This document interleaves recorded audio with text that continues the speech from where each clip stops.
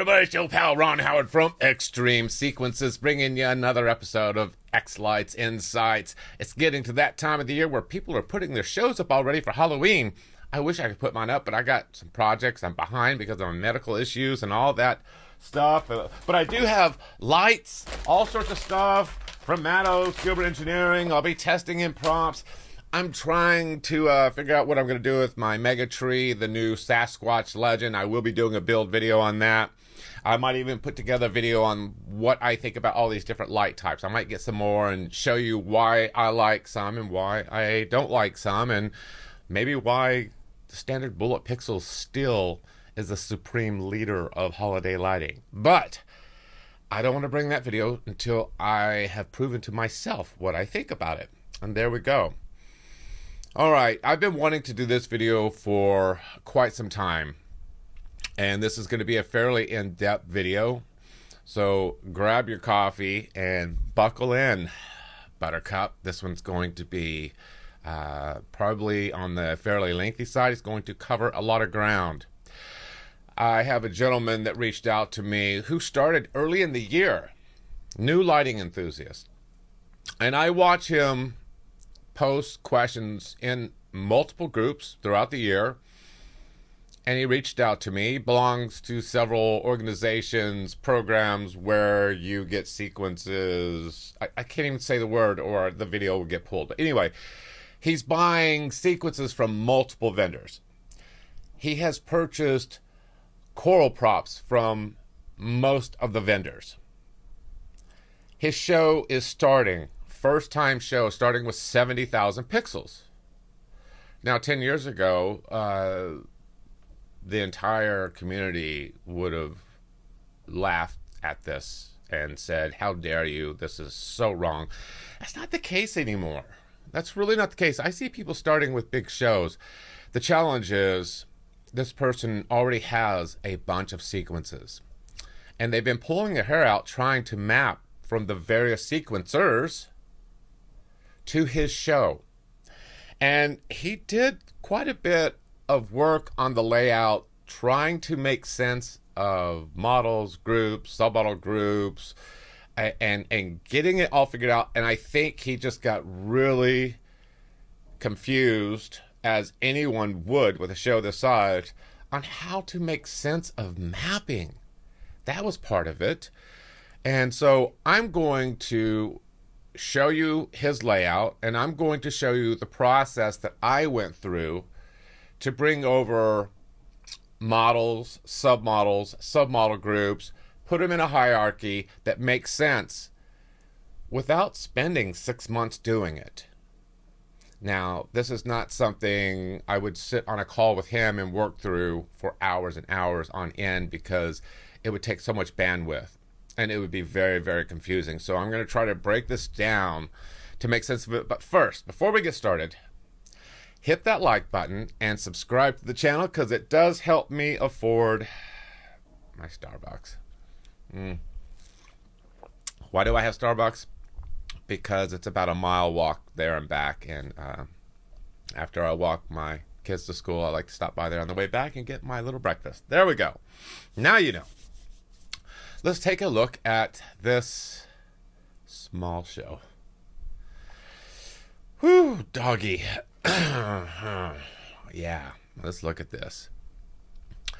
By the way, for you folks that work in 3D layouts, if you're ever wondering what side should be facing you, right-click in the background and select Reset. If you see the back of your house, you have configured your 3D layout incorrectly. Fix it now. Okay? This is the view. This is it. Some people might have it like this. Some people might have it like this. I'm going to talk about views. For a show like this that has a 360 tree over here and a 180 tree over here, angles, camera angles, views are going to be very important for your show, depending on where you want the focus of effects, depending on the effects. Where are your people mostly going to stand? If this person's crowd stands at the corner, having everything focus here may not be the optimum viewing. So these are things to think about. And then we have to think about effects because of these models that are facing the other side of the home, facing the left side, facing the right side, facing the front. We have a prop over here that was flat on the ground. What is this? This is a 350 wreath. So we have Gilbert Engineering props, Boscoyo props, EFL props. I don't know if Charlie's props are in here. Maybe I'd have to look again. We have wings. I don't know where these come from. Don't even really care. They're wings. We got an EFL radio. I would have said boombox, but that would just reveal how old I am. We have some of these EFL interesting Spiral X2s. Those are fun to play with. The Fountain, these guys. And so part of this was I was hired not only to sort of get this into order to make mapping easier, but he has my sequences. So that was sort of the focus. But what I want everyone here to understand is it doesn't matter whose sequences you have. It doesn't matter whose coro products you have. This idea, and I see this communicated in groups all the time. Well, if you're going to buy extreme sequences, you should just buy Gilbert Engineering props. And if you're going to buy showstoppers, you should just buy Jackie Elliott's EFL. And if you're going to buy PPD, you should just buy Bosco. That is the biggest bunch of BS. The people that are saying things like this need to go to classes. They need to relearn how to use xLights. That is just dumb. I'm sorry. That is not the way we should be explaining to new people in the hobby that you should segment your purchases based on who you get sequences from. I can promise you, none of the sequencers out there sequence the same way, nor do they all have the same submodel groups or hierarchies. It is a mixed bag. So no wonder this gentleman found this so frustrating to map freaking sequences. I would have too. And let me explain this. This is the first time I have ever mapped sequences to a show that has Boscoyo, EFL, and Gilbert Engineering. I typically don't. Most of the stuff that I might do typically has mostly Gilbert Engineering and some Boscoyo stuff. So yeah, that kind of shows you that there are these camps where they feel the need to stay in this area based on where they're getting the sequences. And we just have to get rid of that. Boscoyo makes great props. EFL makes great props. Gilbert Engineering makes great props. The train work with states effects on the EFL stuff here are really, really good. Are there some issues with it? Yeah. Are there issues with Boscoyo props? Yeah. Are there issues with GE props? Yeah. I don't think any of the people running their businesses, I don't think their name begins with J and ends with S.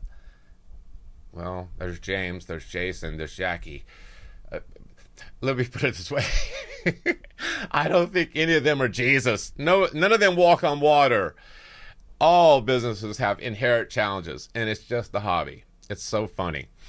So anyway, let's get into this. Where did I begin? I took this on, and I probably would have normally said no, and I certainly would have charged a lot more knowing the work that would be required to put this together. So we're going to break this down.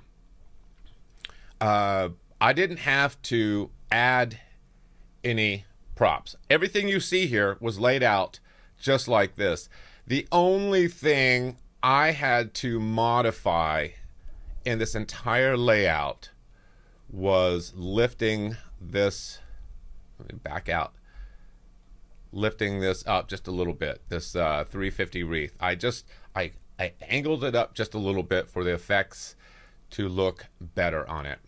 Okay, so what are some ideal considerations when you're mapping something like this? What do you have to think about? Well, I think you're going to have to think about render styles. Okay, I think you're going to have to think about groups. Now, there were some things in this that really sort of bothered me. And I believe this person had put this together based on things they had learned.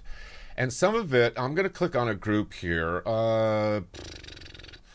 Let's see here. Let's see if I can find something interesting. That's outer. That's snow. Oh, okay. So snowflakes, garage, small center lines. That only deals with those. Spinners, outer rings. I don't know if you use the submodel group, spinner, outer rings. All this stuff is getting this action. So there are some strange groups in here. And I think the idea behind it is if I just map effects to that group, it'll do something on a whole bunch of things. I am adamantly against that process of mapping.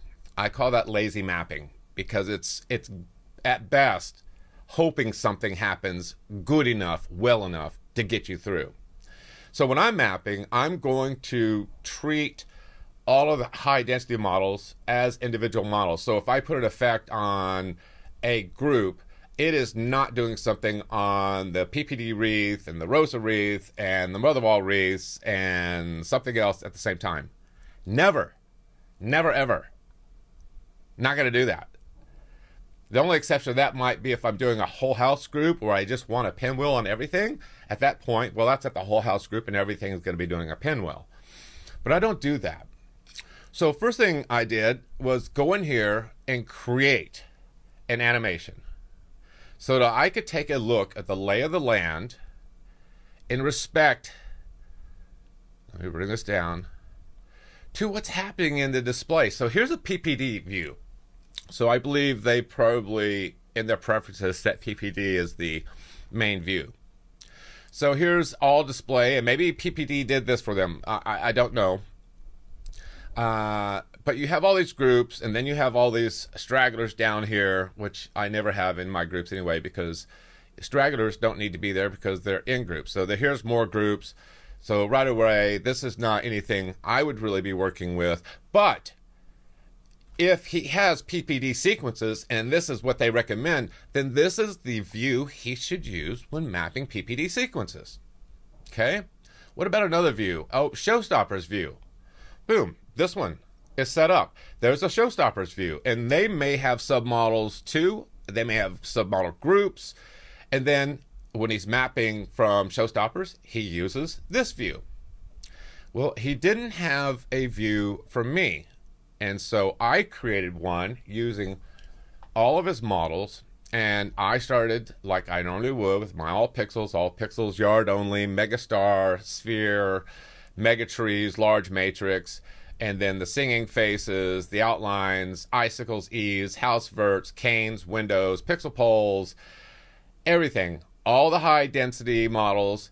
And the one difference is when we got to the EFL models that Showstoppers use a lot, well, you've already seen a video I did where I created submodel groups for, I believe it was 3 or so, I think it was four models. And I believe the fountain was one of them.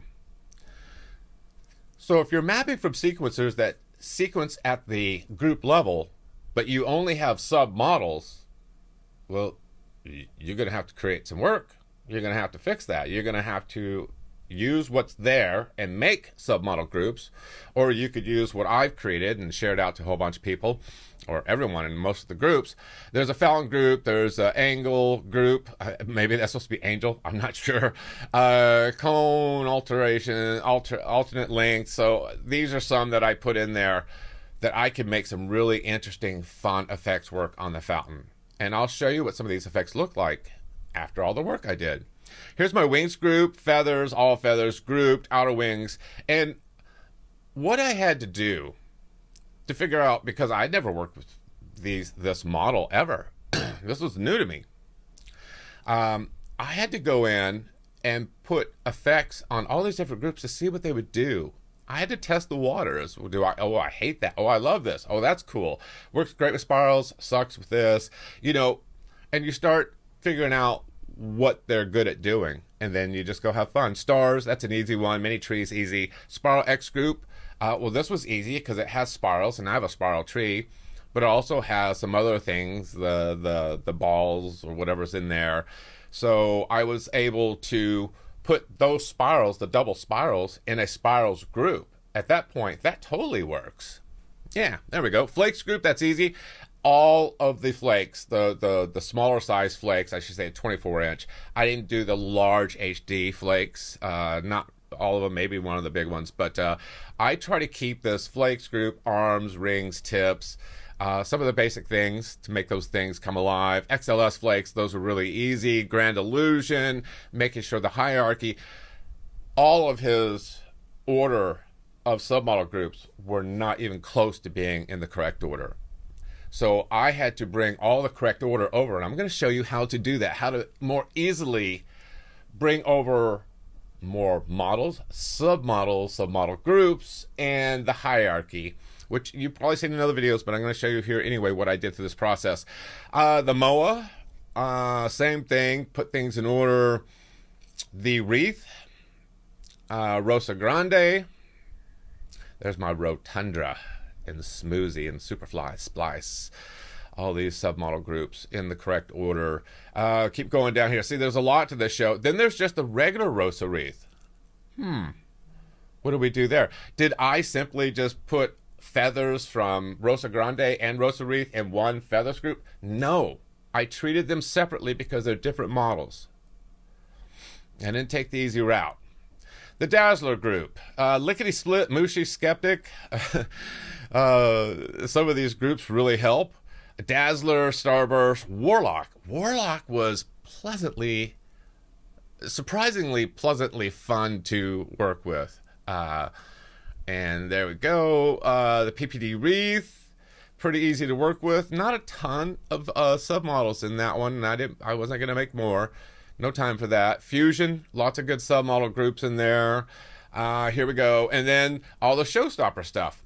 So what's neat about this is I'm not changing anything from the showstopper stuff. So if you're mapping showstopper and you're using my view, I mean, that all still works. You just have groups that are added. Oh, by the way, before I totally screw myself up with this, the showstopper stuff here, these are the new submodel groups that I created for people that buy sequences from sequencers that sequence at the group level, like I do, and probably 90% of the other sequencers.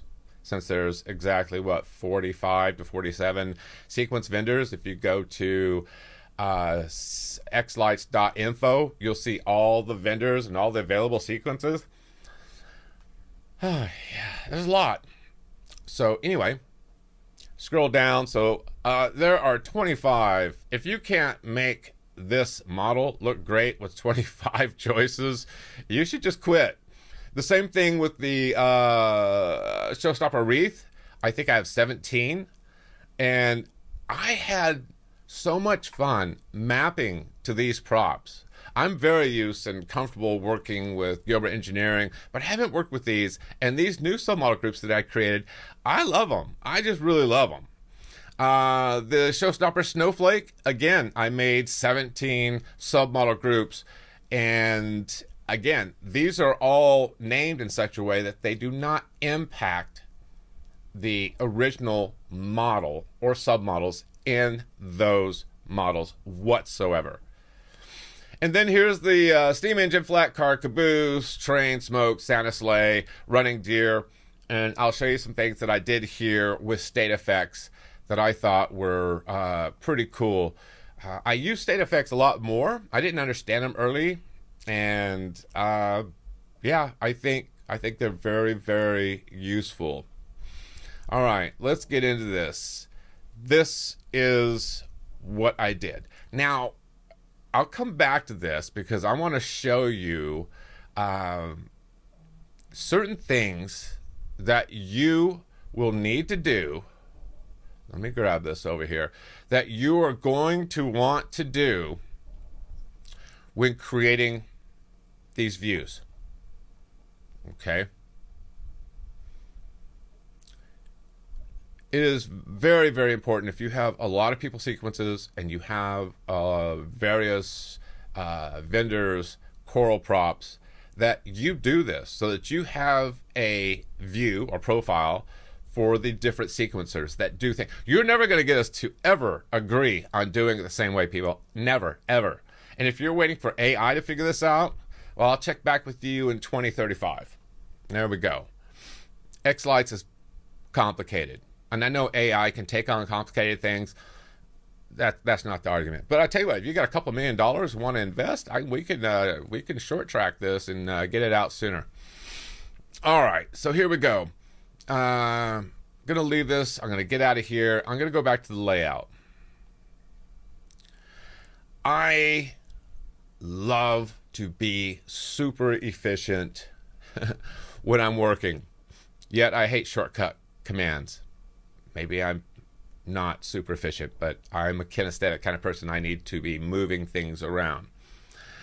In this case here, some of these models had submodels and some didn't. So I needed to import some of those in and make sure that even the smallest models should have submodels. There's no excuse for them not to.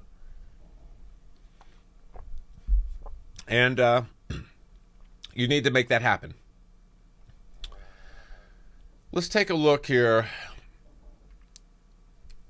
If I want to bring in a model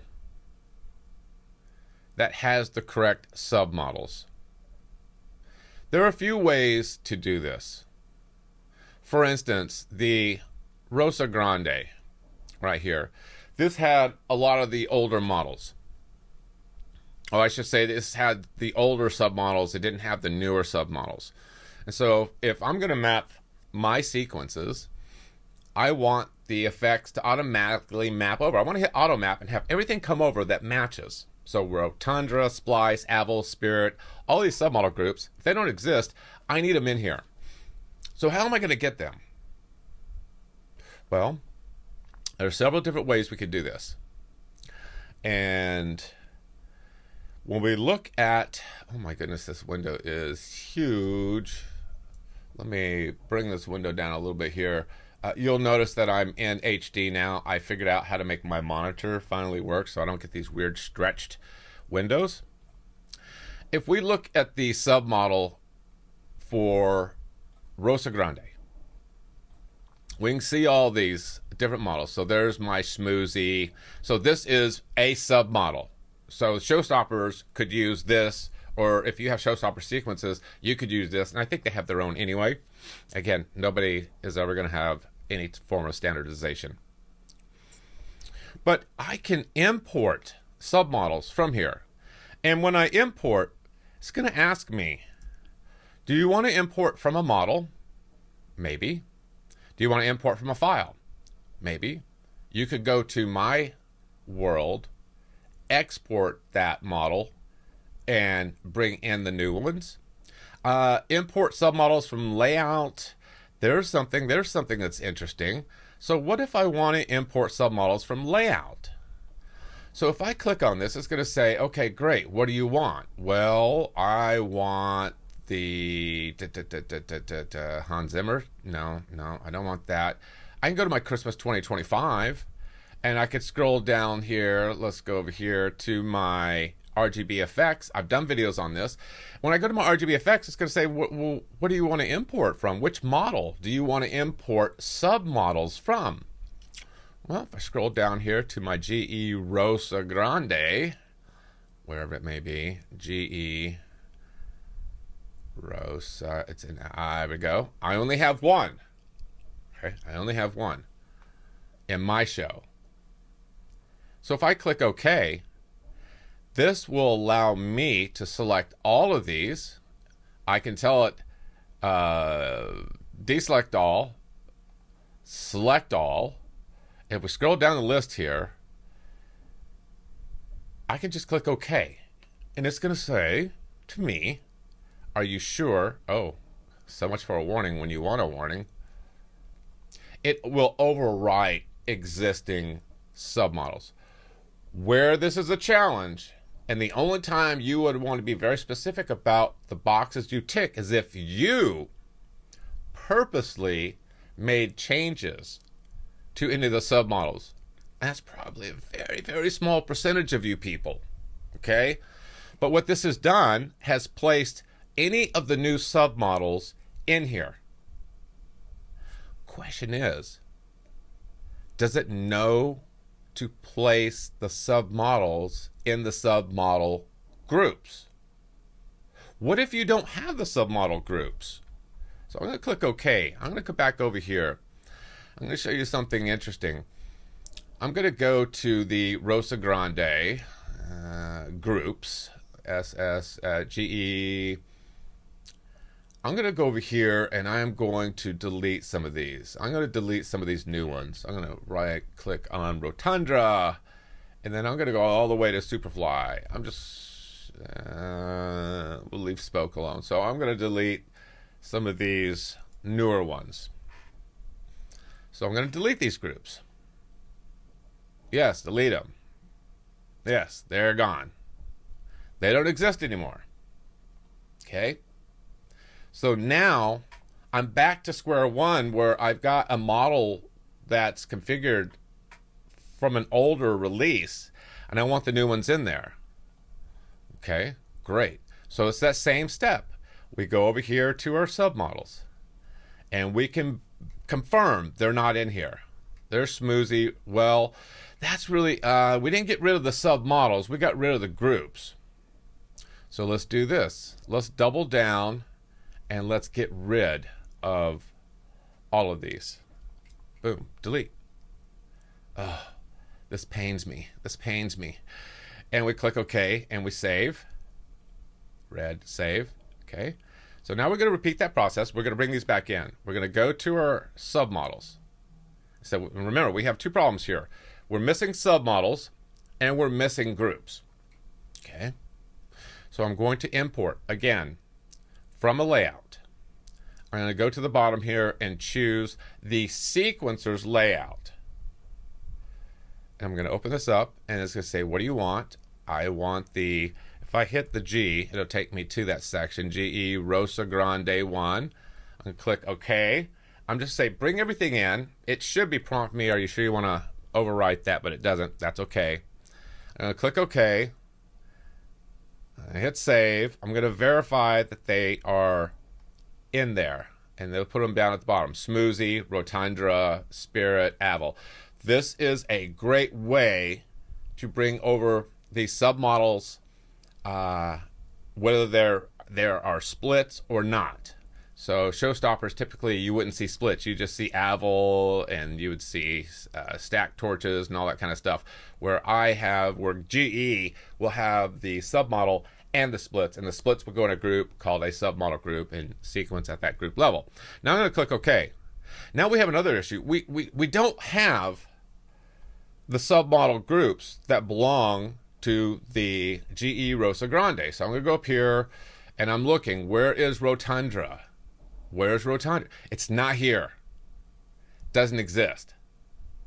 Does not exist. Okay.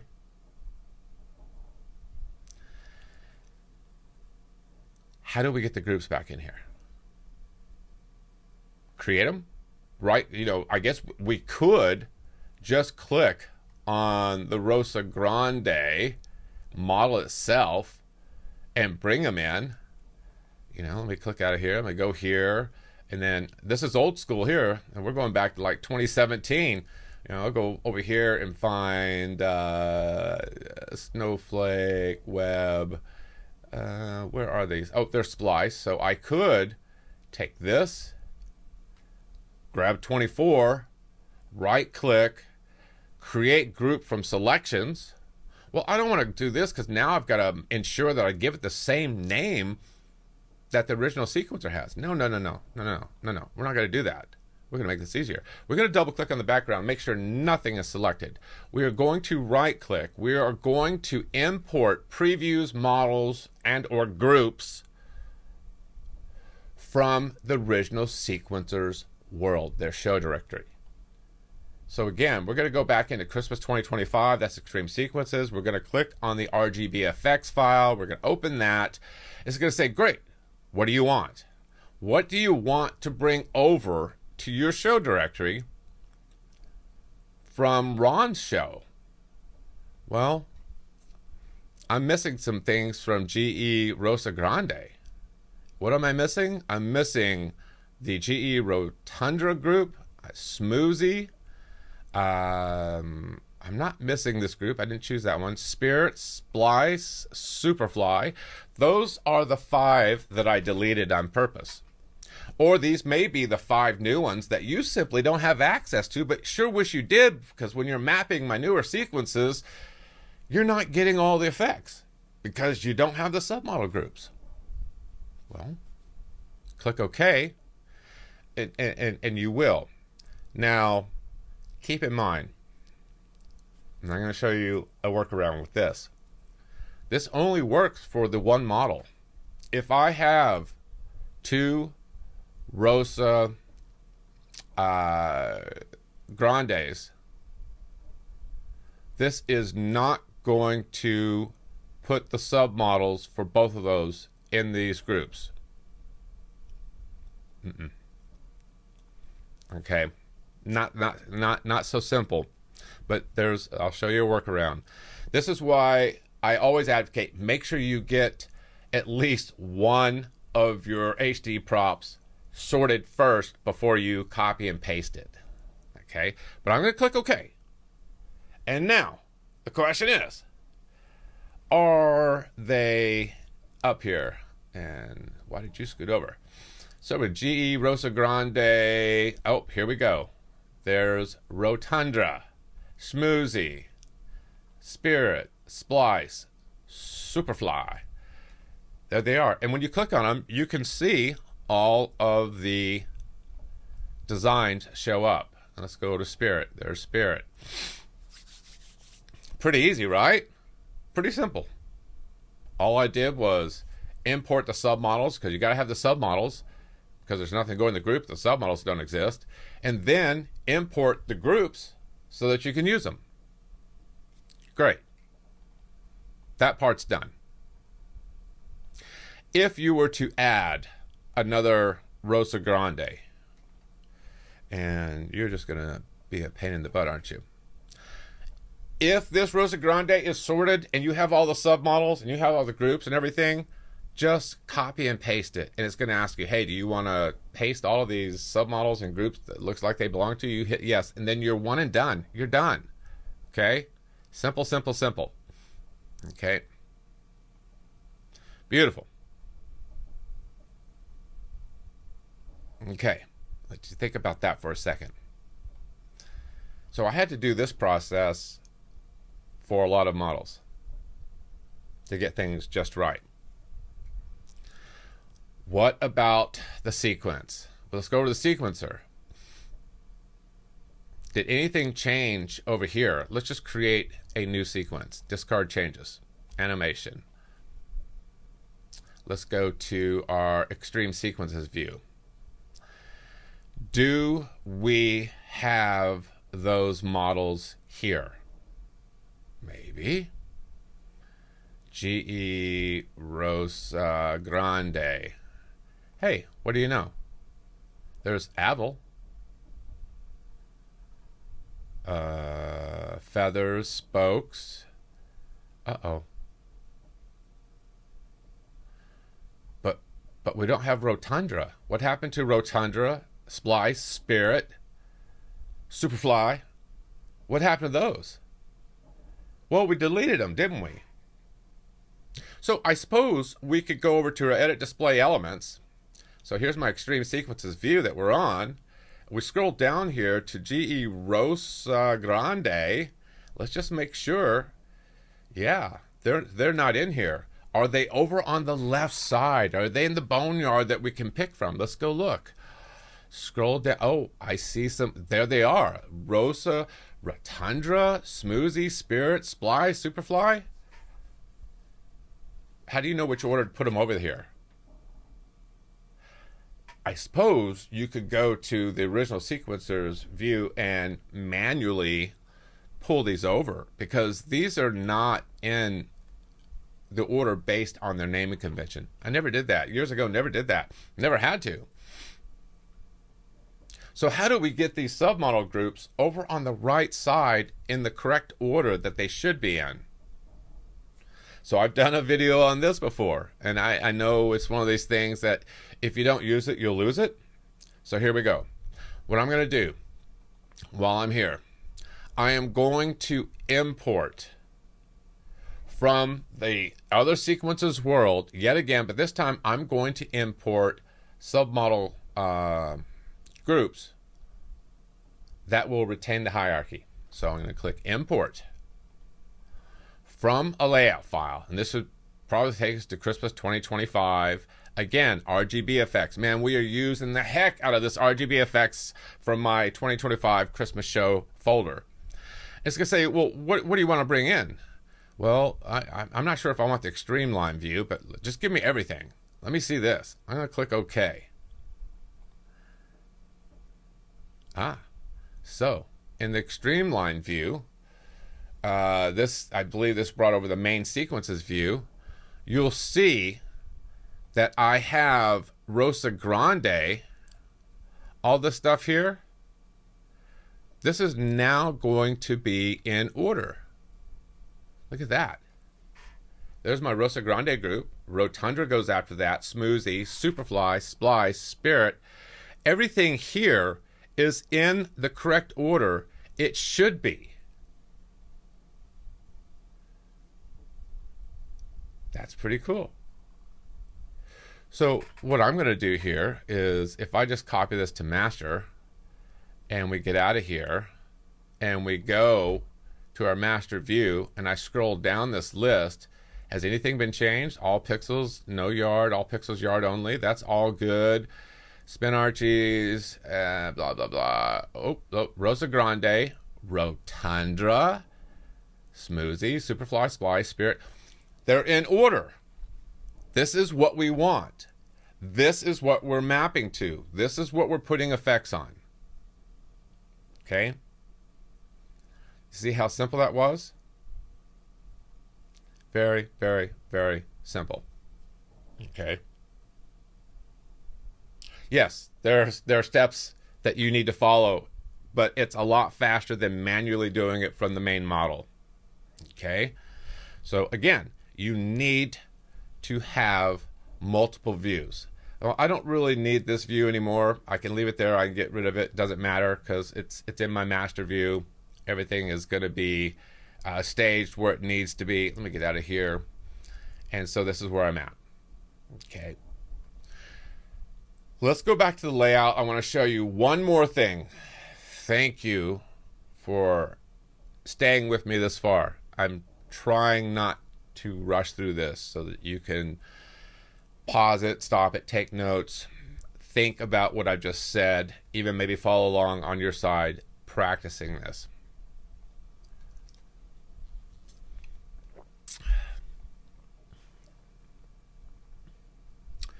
What if we wanted to add, I really don't want to do this, but I'm going to. I'm going to delete the Rosa Grande.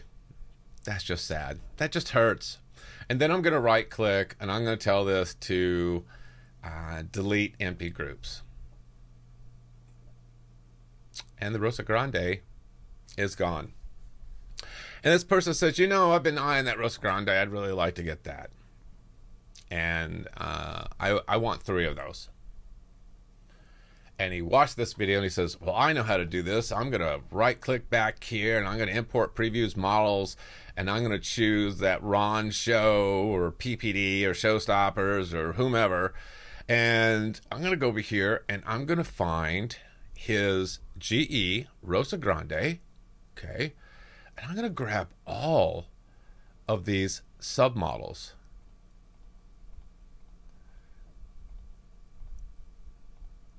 Okay, and yes, I know there's a lot, and I don't even, I'm just going to stop there. This will bring over the sub model groups, but it's not going to put anything in them, because you have to make sure you include the main model. GE Rose, where is the Rosa Grande? RR, there we go. You got to make sure you include the main model when you're bringing over the sub model groups, or it doesn't work. But hold on, I want 3, not 1. I want 3. Well, okay, let's just try this with 1. I'm gonna click OK. Let's see where it puts this. Could not calculate start channels. I really wish that the devs could handle this so that when you import something, it brings over the model as no controller. No controller.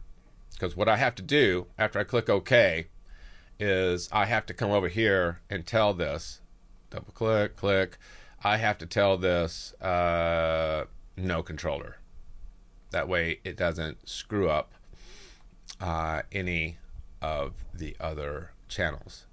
Then I'll bring this over and I'll scoot it sort of back to where I want it. And then I will rotate this. That's close enough. And then I'll bring this down, I don't know, wherever. I'm just going to put it over here for now. Okay. So the question is, do the submodels work? Are the groups there? So we'll come up here. We're going to go to our GE Rosa Grande. Oh, there's the minis. There's Avel. There's Feathers Long. There's a whole bunch of Smoothie. There they are. Fantastic. Okay. I'm going to do this again. This time, well, let's look at it this way. I suppose I could copy this, right? Copy, paste. Would you like to add models to the same groups? Yes. And now I have 2. Oh, come on. Uh-oh, the beach ball.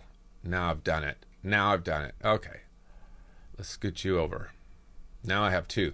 Question is, do the submodels work with both? They sure should. Let's verify.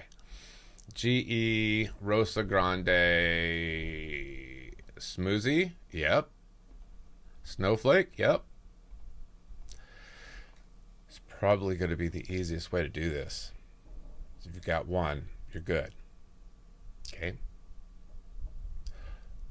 What if you've already got 2 or 3 of these in your layout, but they're missing submodel groups? Okay, you can import from a file from the show and get them going. Okay. Just the sequencer's original RGB effects file is vital to you making this easier for your show. It just is. Okay.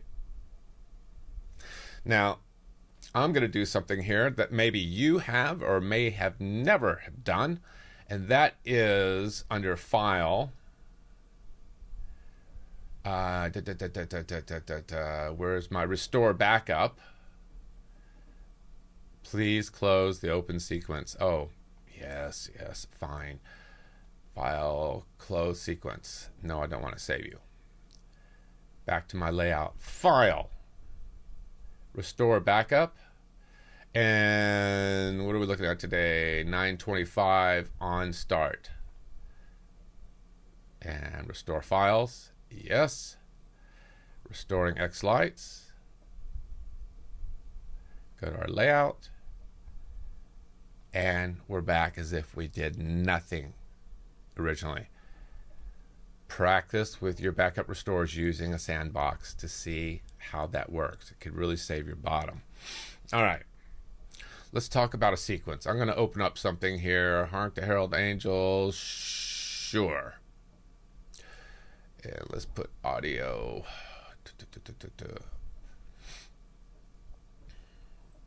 Audio on silent. And let's see, will we get any effects? We'll find out here in a second. I need to move a window down from my 50-inch monitor. If you have a large monitor and you're using multiple screens, bring that size down before you drag this over here, because you might just crash xLights. Ask me how I know. All right, so there we go. So we have all sorts of fun stuff going on. And a lot of effects will scale very nicely on 360 trees versus 180 until you get to things like, not spirals, but things like pinwheels seem to sort of have a different mind of their own depending on the effects. But one of the things I want you to consider is if you have a 3D layout and a corner lot and you have a 360 tree, is on the tree, maybe consider using views. So if we look at this, per preview, front of house. This is on the sphere. I am telling this to base effects head on. Okay, let's go to this effect right here. There we go. So we have a pinwheel that's sort of bouncing all over the place, and this is on the 32 by 160. Why are they both called 32 by 160? That's interesting, because one tree is this guy right here. This is 32 by 160. This is 32 by 160, yet it is half the tree. Interesting. Oh, wait a minute. Hold on. No. Let's look at the strings. This thing has... Okay, that's really interesting. All right. Anyway, but it's a 360 tree. So if you want to get the focus over here, you might want to use a view. So if we look at these views, you have to double click, make sure nothing is selected. If we look at these views, we have front of house, left corner of house, and above. I don't use above a whole lot. If I'm doing tunnel work, I might use that. But the left corner of the house is really kind of a cool thing to have for a layout like this. If I put a whole house effect on here, and this is the view it's using, the front view, all the stuff that along the side here is just gonna look horrible. It's not gonna look good. Let's see, do I even have an effect that I can demonstrate this with? Not so much there. I'm gonna open up a different sequence so I can show you this. Oh, it can't. That's, yeah, let's try this one. I want to show you a whole house effect and the differences between using a view and not using a view. I think this might help you understand. Holy moly. We're not going to be able to see anything. Let's go to extreme view. Let's get rid of some of those things. Let's see. What do we got here? Oh, shaders. There we go. This will be a good example. And I know this may be hard for you to see, so I'll try to zoom in. I'm going to turn it toward the corner of the house. You can see that the effect looks like it's going from here, but it's all this area here is looking pretty good. Watch what happens when I change this just to default. I put it to the front of the house. Front of the house looks great. But all this stuff over here? That sucks. It doesn't look right. It doesn't look great. But if I simply change this in the layer settings under the render style, if I change this to per preview, and this can also work at the group level, per preview further down, and I change the camera angle to the view that I created, use left corner of house, watch what happens. Suddenly, we look over here, now this side of the house is getting the same love and attention that the front side is getting. It looks better, it balances out. So that's just sort of a little extra special tidbit for you there in camera angles. Why do sequencers that sell sequences not use this? Because we have no clue what your house may be if you're in 3D or 2D. So you're never going to see sequence vendors do this because We sell to a wide array of people's styles for home layouts. We just can't guess. I don't even do this for my own show, but most of my show is just facing forward. If I had a corner lot, I would use this all the time. I use this all the time for different commercial applications, but not for my own show and not for sequences that I would be selling. Not going to happen. Anyway, I want to wrap this up. This has been a ton of information. We've been going for quite a while. Hopefully you paused it, took a break, had some coffee, came back and restarted viewing this. The takeaway from this is do not be afraid to buy coro from anyone. Do not be afraid to buy sequences from anyone. Do not be afraid to make xLights easier when mapping. Don't be afraid of models that only have submodels. You can use the ones that I made or create your own. I have tons of videos on that stuff. It's not that difficult. This is still a DIY hobby. Many of us have made it so it's not so dependent on DIY.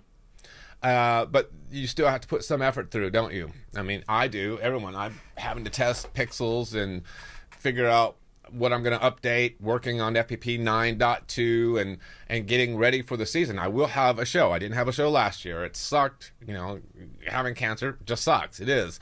But you know what? I'm not the only one in the world that's ever dealt with this. I'll be fine. But now it's time to get serious about getting my show in order. And I always like to take the time to help other people get their shows in order and impart knowledge to the best of my ability. And hopefully this is a conducive way for you to learn. Getting to my hands-on classes is always going to be much better than watching a video. So do the best you can with this. Get out and get your shows running. Be safe out there. It's been a pleasure sharing some of this content with you. Let me know what questions you have. Let's get some dialogue going on what you found valuable about this or confusing so that we can make sure that we can tighten up any loose ends. All right. I'm Ron from Extreme Sequences. That's it. It's been xLights Insights. We will catch you next time. You be good out there.